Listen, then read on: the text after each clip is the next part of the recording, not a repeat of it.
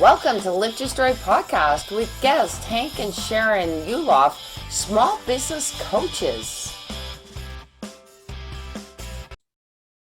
Hi everyone, I am LaurieAnn. I am that gal from Toronto, Canada, and I'm with. I am that guy. I am Roy Miller from Dallas, Texas. Welcome to our Lift Your Story podcast. In this episode, we welcome Hank and Sharyn Yuloff. They are small business coaches. We really appreciate you being here with us today. Yes. Oh, glad to be here. Thank y'all. Oh man, I just heard Roy and I just said thank y'all. It's gotten right into me. That's cool. Everybody wishes they were from Texas. So, I totally agree. So all y'all. Before we get started, I want to congratulate you guys on 30 years of marriage. Oh, thank you so much. You're welcome. Okay, so you're small business coaches. So when you're working with small business, is there like a continuing theme for most businesses? Is almost everyone you work with, they have the same little issue? Yes. Yes. Next question, please. Okay. So Yes. What is that? Most small business owners think that they need to speak to everybody. They're afraid to niche, to really put their stake in the ground and say, really, this is my ideal client. This is who I work best with. These are my most profitable clients. We really have learned that you really only need about 1,000 in your tribe of real active fan buying units. You don't really need the whole universe of whatever, right? People, everyone that is into health, right? You don't need all that, and you couldn't handle all that business anyway. Yeah, there's another part of that equation. One of the other parts of that equation is consistency. We will work with small business owners, and one of the first things we do is we say, all right, let's go find all the bright shiny objects of marketing stuff you've tried and played with, and let's find the stuff that's worked and we will find that even for the things that work, most small business owners aren't consistent in marketing their business because they're so busy. They're too busy doing what they do or trying to do what they do that they're not busy keeping the funnel filled. And yes, that is a cat on Sharyn's lap. Yeah. So you're more the rifle approach, or they're more the shotgun approach. A little bit. That's not to say that a shotgun doesn't have its place. Well, and their net will capture wider. Yeah. So even though we also, right, we have different avatars, we call them something else, but anyway, we know that when we post a message, when we write a blog post, it is targeted at a specific avatar. The next one might be a different avatar, but this one is for this avatar. And we encourage our small business owners to do the same. Can I ask you a quick question? What is your... You said that you have enough. It's been one of those weeks already. I've had coffee. I've already run a networking meeting this morning. And Sharyn and I each Sharyn had a meeting this morning. I had a meeting this morning. We came back and we each had what pissed y'all off this morning, babe, moment. So you guys you're catching that. It's so nice to be with fun people. This is excellent. But I wanted to ask you, because Roy was laughing when you said we have another word for avatar, because I told him, I said, I don't like that word. We don't either. Well, so I want to know, what do you call it? Please tell me. We call her Harriet. We encourage our small business owners to name them. Who's your favorite client? Like literally think about who's your favorite client. What's that favorite client's name? And then you want more of those. So we want more Harriets. You want more Roys. Someone else wants more Janes, right? Yeah, and Harriet was the first one. She was actually a promotional product avatar, not a small business coaching avatar. And it's a female avatar. And I was naming it after my grandfather, but it's a female. So instead of it being named Harry, it's Harriet. So when we say you need to find more Harrys, no, you need to find more Harriets. So there's the way too long explanation of what we call our avatars. They're Harriets. I think that's great. So there you Yeah. go, Roy. Now we Yeah. know, we're gonna say, what Yeah. kind of like guests do we want? We Yeah. want the Hank and Sharyns. Yeah. Fullness. You know what? If you want to just name it Sharyn, it's all right. I'm Okay. totally good. I'll go along for the ride. In fact, we have people that call us Shank and Heron. Yeah. We had one client that realized that just shortened it to S&H. He goes, "Oh my God, you're shipping and handling." So it's totally good. Whatever works for you. Exactly. Well, so do you, when you go in to work with people, you know, are most people receptive when they first bring you in, or do you get some pushback and like, oh, I don't want to do that? No, that don't sound good. We don't usually get, Yeah, because we usually get pushback before they hire us. Like once they hire us, they're already in. If they're Yeah. gonna push back, they're gonna push back beforehand. yeah. I went to a chamber event, and you know when you're sitting at the chamber event and everybody goes around the table and they say what you do, and I said, and I'm looking at the table. I said, yeah, I started going to, we're small business coaches, and we work on marketing, sales, HR. You know, I did my 30-second elevator.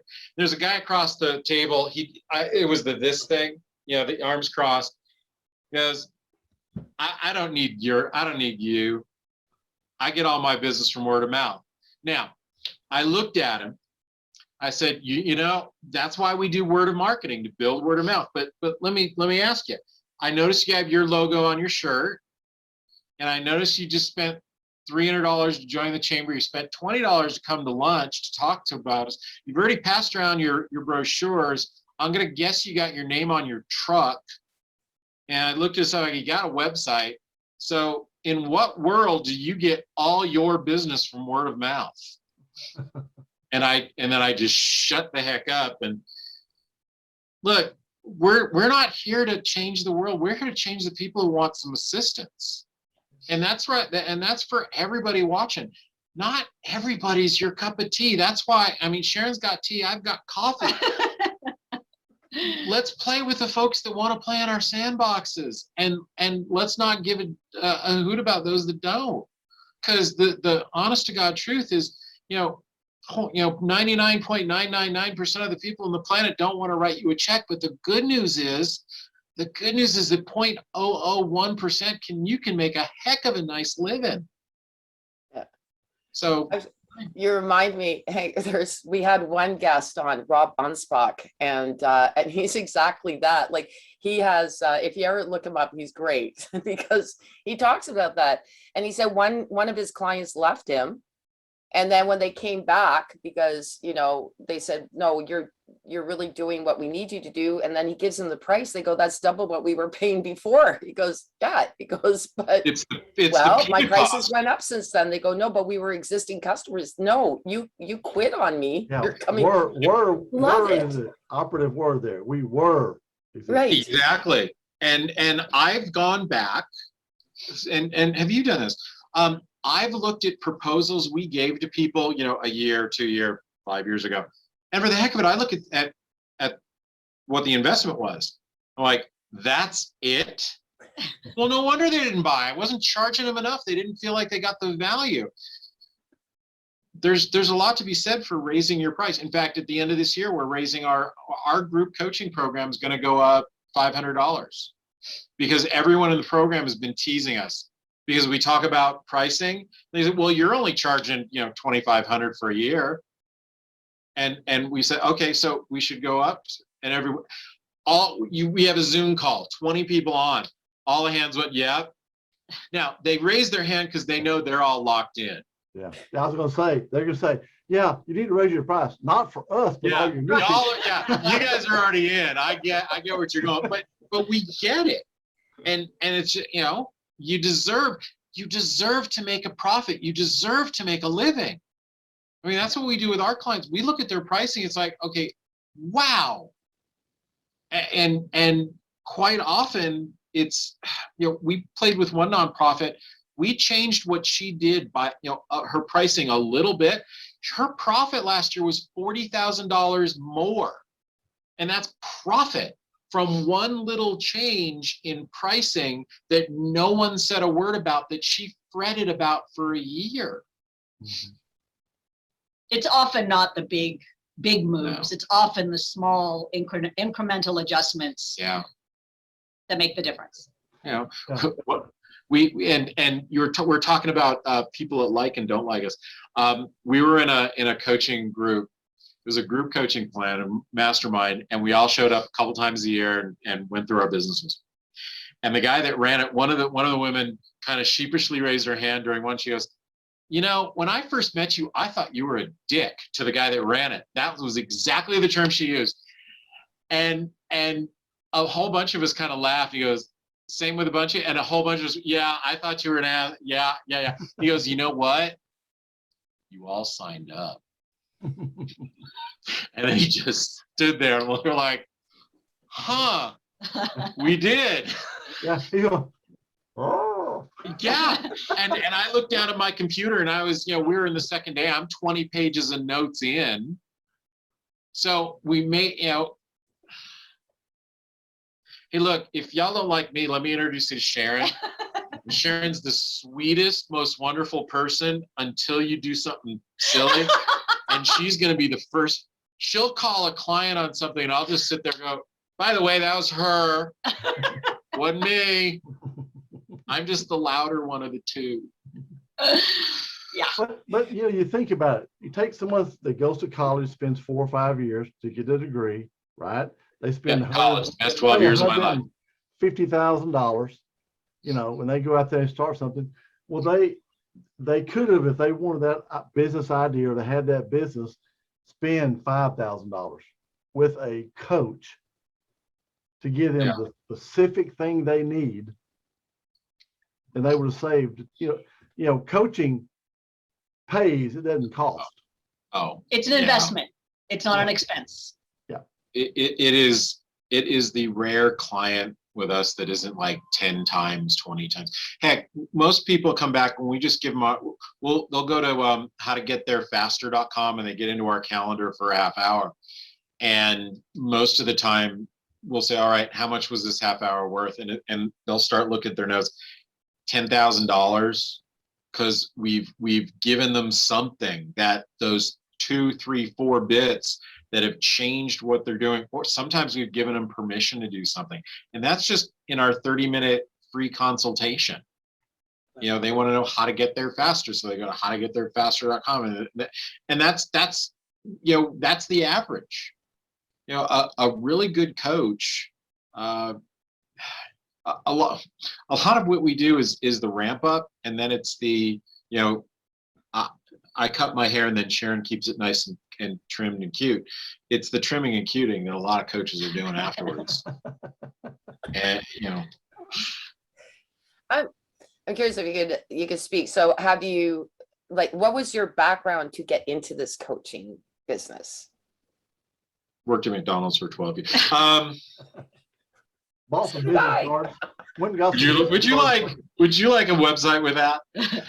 Super size. I have degrees in advertising and public relations and economics. So I sort of planned my route this way. I didn't start out to be a coach, but I did think I was gonna start an agency.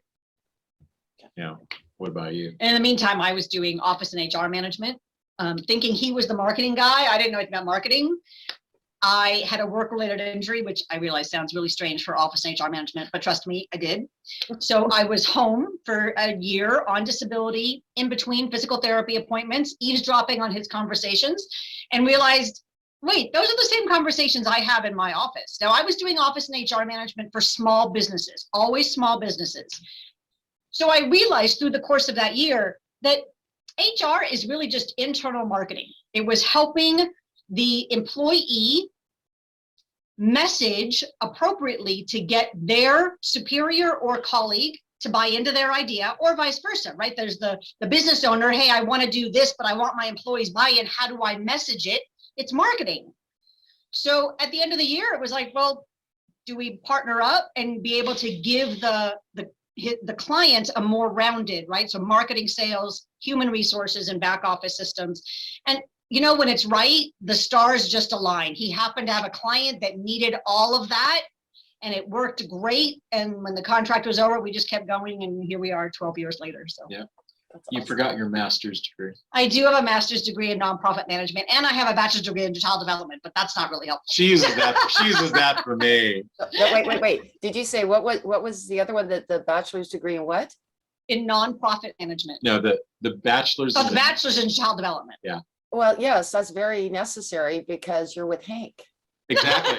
Absolutely. She uses that degree every darn day. You know, How do you feel about that, Hank? the way I use it is I learned a lot during those 4 years about best interest of the child. And we use that now in our coaching because it's really all about best interest of that small business owner. What does our client need most? It's not what we need, it's what do you need? And it's really in your best interest. That's always first and foremost. You know, I'm having the best time right now. Sharon has a cat that is just walking back and forth across the lap. It is the most, it is funny. This cat, Pesky we've now had Pesky, as of this week, we've had her 2 years. She's 2.5. And whenever we get into someone else's podcast, not our own, she didn't show up on our own podcast. We'll be on someone else's show and all of a sudden she's just like there and, hi, I'm Pesky. Here's my tail. So Roy, you have a question. I know. Well, yeah, Sharon, you know, I would think being in HR in today's times would be a very, very difficult job. I would agree. I'm very grateful to not have a staff right now. Yeah, to not. It was hard enough when I was. So it's interesting because when I was HR director at a financial services firm, part of our conversations were we had one employee that worked remotely. And then as we grew, we did have another small group that was actually across the country. But it was always the conversation with the owners of, well, how do we monitor him and make sure that he's really doing what he's, and all of that, right? And now with the pandemic, like we're all working from home, it's all like, hey, I asked you guys to do this forever ago and you didn't want to do it, but now. You know, we had one client that his wife was, you know, like going back to what you said, Roy, the question was, why do you need a coach? And he laid it out for her. And during the course of that year, Sharyns HR background saved him $100,000 in what would have been a lawsuit. And we became her very best friends. Wow. I saved her voicemail message. It was quite the voicemail message. It was quite literally, it would have been $100,000 off of him. So yeah, he got several times his coaching investment. And he continues to this day. Well, go figure. So that, and see, again, that's all Sharon. That was, you know, Sharyns HR background. That wasn't me. Hey, Sharon, your turn. Now give us what a star on Hank. You know, there are so many things that I don't have to learn how to do because I have a Hank. So, for example, the first thing that always comes to mind is the design and the graphics, social media. I mean, we split up who does what for social media, but he takes the lead. I syndicate it out to the other platforms. I've heard that Canva is this really simple thing and that even someone without a graphics background can figure it out. And I thought, you know what? I want to do a post. I don't want to bother Hank. I should just pull up Canva. It's supposed to be easy. I'm sorry. My brain does not work that way. I wind up going back to Hank and going, okay, I'm sorry, but I need this meme. It needs to say this. Yeah, thank you, San Diego State University, for all of those graphics classes. I had to take that turned into a graphic art background. So sure. Yeah, he takes the lead on that. He takes the lead on writing and proofing most of our client stuff. I will take a stab at it, but usually he's going through it first, and then I take the next round. I feel your pain about Canva. I feel your pain. Thank you. Thank you. Yeah, I use Illustrator and CorelDRAW, and you know, just. Do you really still CorelDRAW? I mean, I'm now on Photoshop, but I was Corel for years. Oh yeah, I started. This is going to really interest everybody. I first used CorelDRAW when it was CorelDRAW 5. And they're at 18 or I'm using 18 now, and I think they're at 19 or 20. And here's a soapbox moment. You can't buy and upgrade. Now all the software companies want you to lease it, which is annoying the heck out of me. Me too. But Corral, Corral was graphics for people that were too dumb to learn Illustrator. And so I've started with Corral, and yeah, Illustrator, I now know Illustrator. But for example, in the promotional product industry, those of us that sell the stuff use Corral. All of the factories that build the stuff use Illustrator. So I know nothing. but it's still a heck of a lot better than any of the tweaky things that can't make vector artwork. Yeah. Well, in all fairness, it was thanks to me knowing Corel, and I just threw out a book. I think I had started on, like, I'm probably older than you, so I think I started on Corel 1 or 2 or whatever. And I had the book, It's a great the big product. book with, and Yes. it showed all the illustrations. I just threw it out because I'm like, I'm not going back to that. But it really helped with learning Photoshop, though. Like, seriously, it did. So it was a lot easier transition for me, having started as the, for dummies. Yeah, I still use the graphic programs because we use vector artwork a lot. Okay. When I design book covers for clients, I'm doing, I'm using vector art because it prints better. When we're designing things, even brochures, I want the type to look really clean. So it just works Heck, better. you use it for our webinar slideshows too. Yeah. So it's just easier. And again, I learned it. I'm now, how old is Corral? I'm going to say I'm a couple of decades into it. So, not that Canva isn't lovely. It's beautiful. And I've seen some beautiful work come out of Canva. But I have a Hank, so I don't have to do it. Yeah, you haven't seen any from me, I'll tell you that. No, we got this. Yeah, I did this. And I keep thinking it's sort of kind of funny. We have this background going, but yet, Roy and I are here. Why do we need our pictures in the background? See, now, if this were me, wait a minute, are you coachable? Pardon? Yeah, Are you Yeah. coachable? yeah. Well, Yeah. Roy is. LaurieAnn, So here's what I would Me do. so much. I would, okay, everybody, if you're looking at the screen right now, I would put Roy above Miller, and I would take Laurie, I would take your last name and put it under Laurie so that at least it's stacked, so that when you're in the middle, because Laurie, your left shoulder is blocking off his first name and it's blocking off your last name. So I would I stack don't the have my copy. last name in there. Yes. Yeah, you're so right. I would stack the copy. Tell you what, if you send me the photos, I'll redo one of these for you. What do you think, Roy? heck yeah, I'll just why do not? it. You can decide if you like it or not, and what the heck, I'll just do it for you because you were nice enough to have us on your show. Oh, great, thank you. That'd be awesome. Yeah, There we go, people. We can even get, if you want your logo for your podcast, call Hank. I would. Yeah, well, It's a great thing, though. There's so many people that are looking for things like that, and you do book covers. I mean, that's awesome stuff. I mean, I'll tell you, I did book covers because we've written 7 books, and I've done the covers for 6 of them. And here's why. And this is a customer service thing that everyone can learn from. I was, first book, I come from the school of you don't do something the first time without checking upline to see if there's a better way to do it. So the people that helped me put the first book together, they connected me with an artist.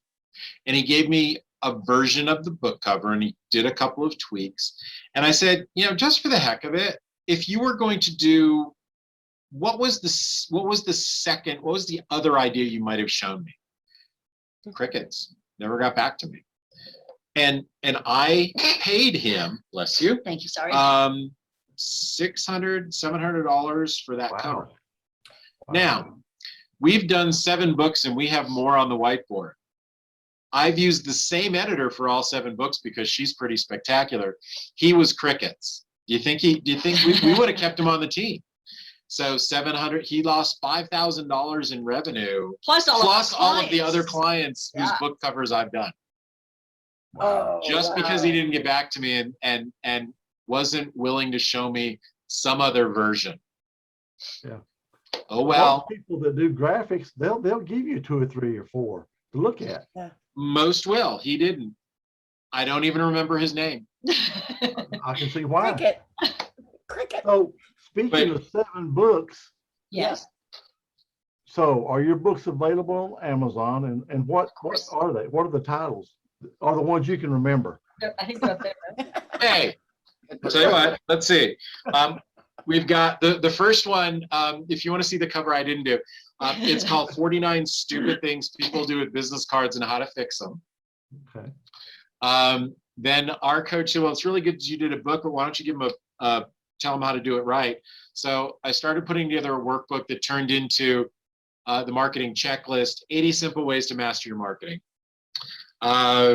Then we kept writing and we came up with the marketing checklist 2, 49 more simple ways to master your marketing, which the lesson there is if I had known that another book was coming with the marketing checklist, the first one would not have been 80.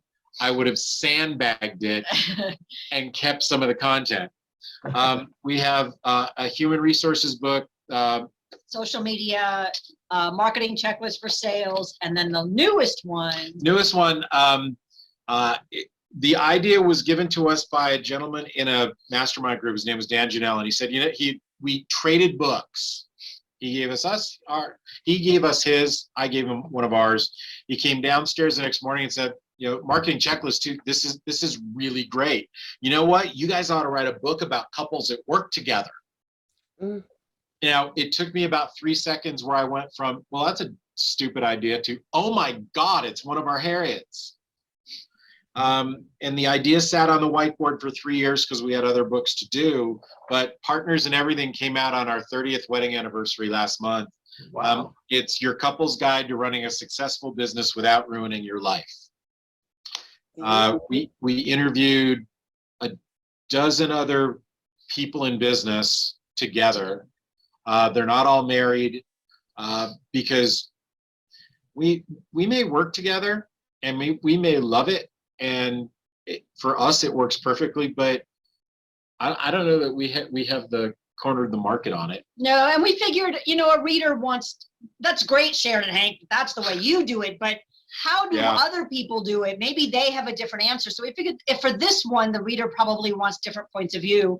And as they go through, if there were one where we all said, well, we all do it this way, they would go, well, I guess that's the way to do it if they're all doing it that way. Yeah. So that's the new baby. And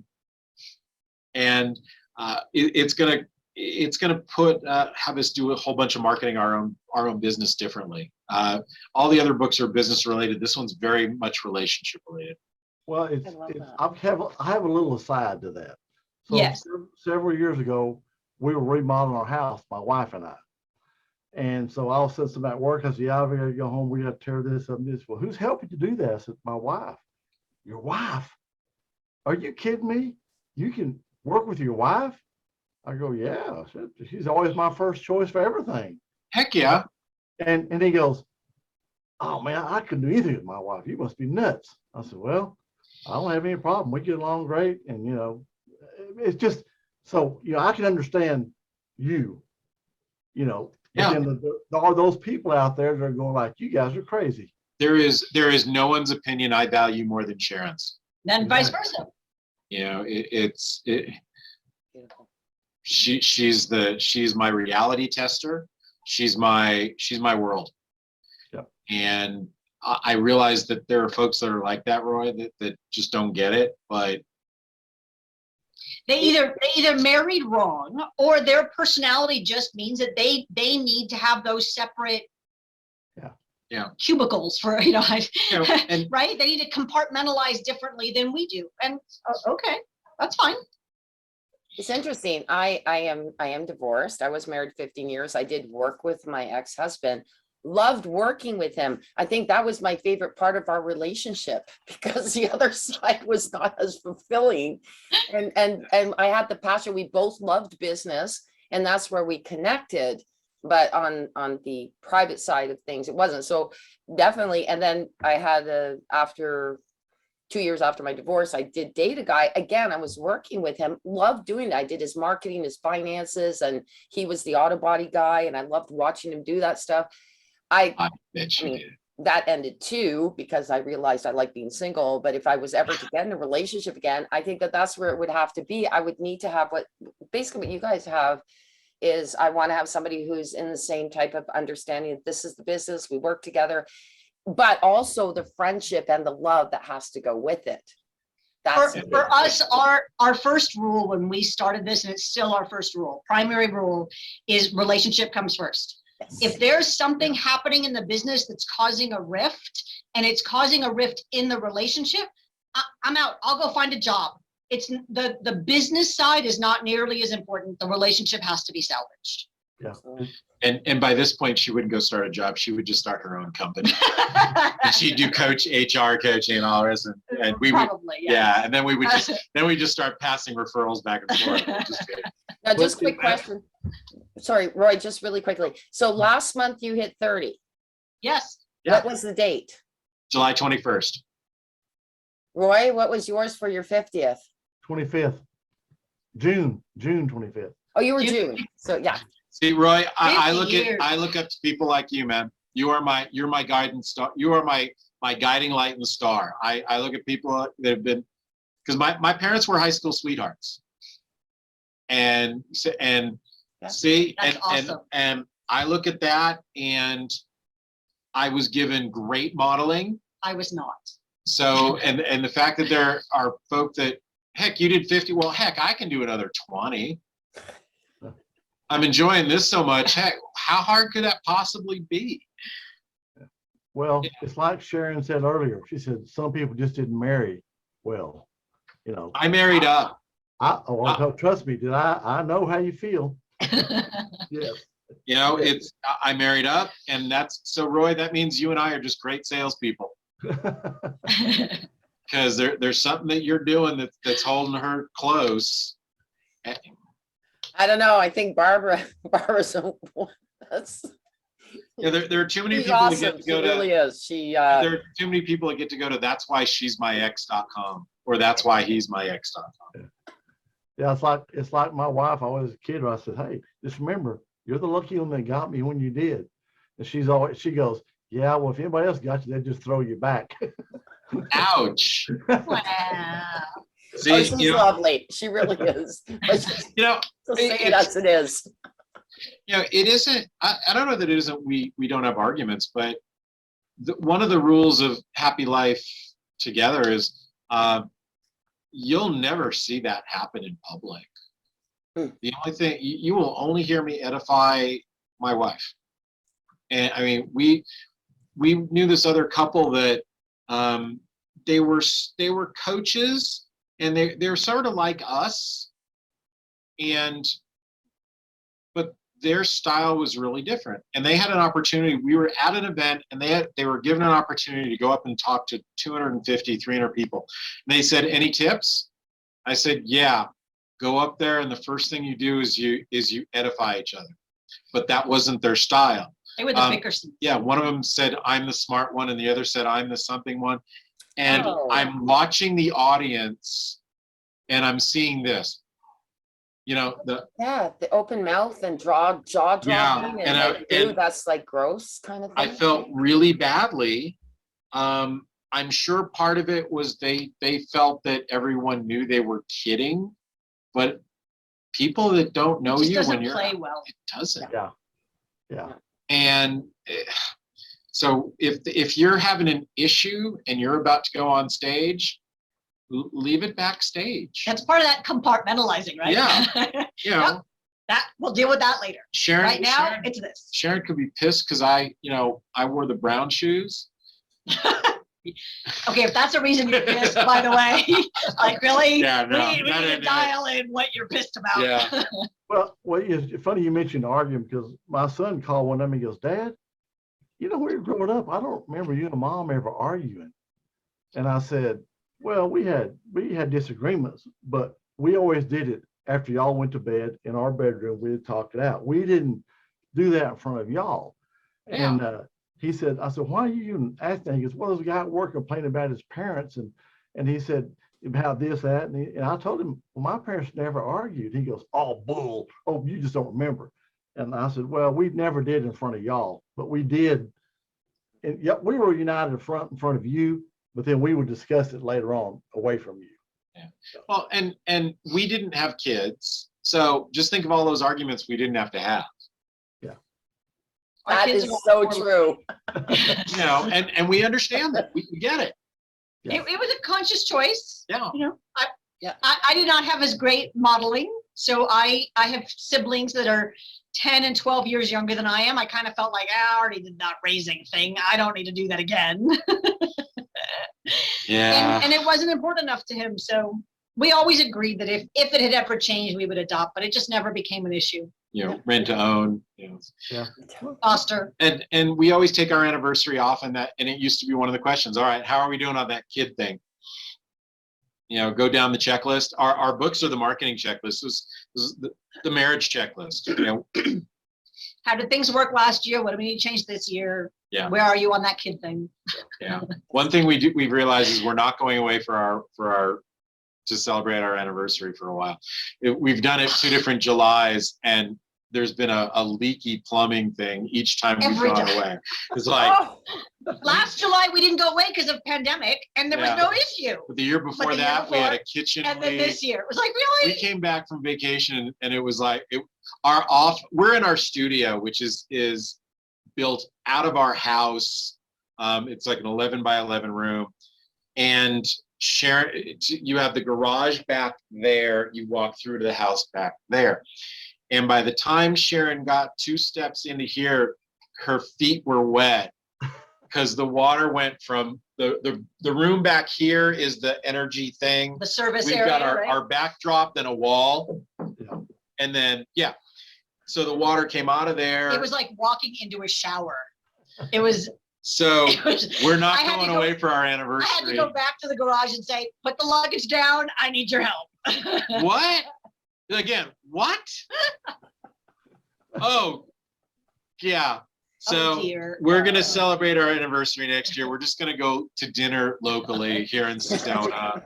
We have a really nice dinner at Hideaway House. Yeah.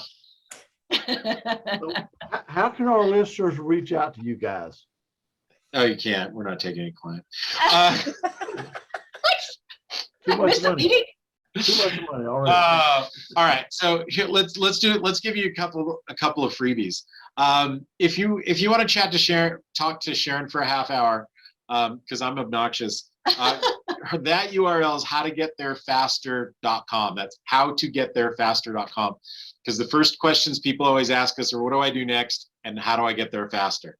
So it's howtogetttherefaster.com. If you just want a whole bunch of marketing tips, hi Kat, you go to yuloffcreative.com and go to our blog. We do a marketing boot camp a couple of times a year. If you'd like a free ticket, go to planyourmarketing.com and you'll see whatever dates are coming up. You can get a free ticket to that. Oh, wow. And if you'd like to be Your on our books are available podcast, on Amazon?